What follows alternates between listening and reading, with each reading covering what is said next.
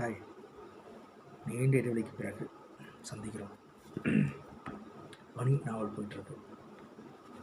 ஓரான் பாம்பு படுத்து அவரோடது நம்ம என் பெயர் சிவப்பு படிச்சிருக்கோம். கருப்பு புத்தகம். இப்போ பனி.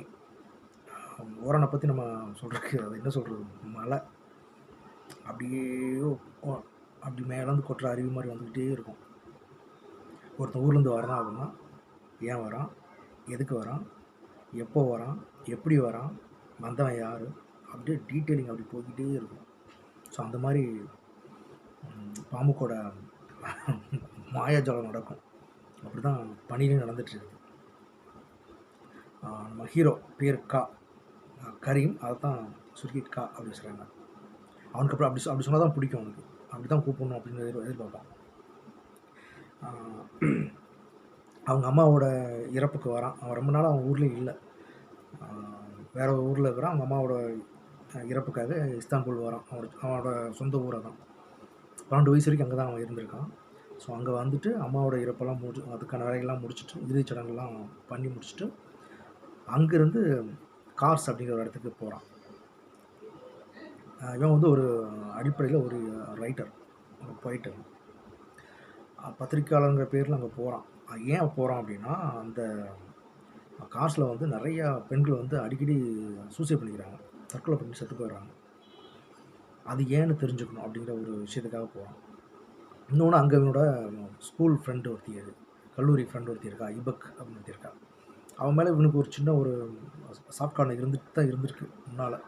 அது அங்கே போனதுக்கப்புறம் தான் அவங்க கூட பேசும்போது அப்படியே ஒரு நாள் ஓப்பனாகவே சொல்லிடுவான். அந்த ஃபஸ்ட்டு மீட்டிங்லேயே சொல்லிடுவான், நீ ஏற்கனவே உன்னோட கணவனை வந்து நீ விவாகரத்து பண்ணிட்டதாகவும் அதுக்காக தான் நான் இங்கே வந்திருக்கேன் அப்படிங்கிற மாதிரியும் சொல்லிடுவான்.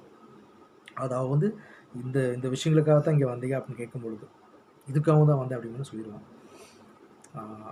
அதாவது இவன் ஃபஸ்ட் டைம் மீட் பண்ணும்போதே இவருக்கு ஏற்கனவே முக்தாரோட கல்யாணம் ஆனால் ஒரு பொண்ணு தான் ஆயிடுச்சு. ஸோ அந்தளவு அது இருக்குது. இப்போ இவன் வந்திருக்கான். இந்த ஊருக்குள்ளே கார்ஸில் வந்து நிறையா பெண்கள் வந்து செத்து போயிட்டுருக்காங்க சூசைட் பண்ணி.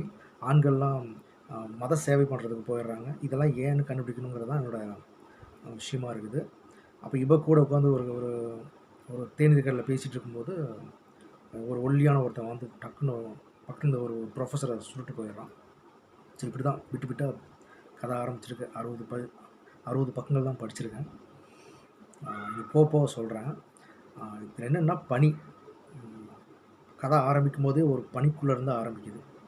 பனி மூட்டம் அப்படியே அந்த வெள்ளை படர்ந்து அந்த ஒரு அது படிக்கும்போது நம்மளால் பார்க்க முடியுது, உணர முடியுது.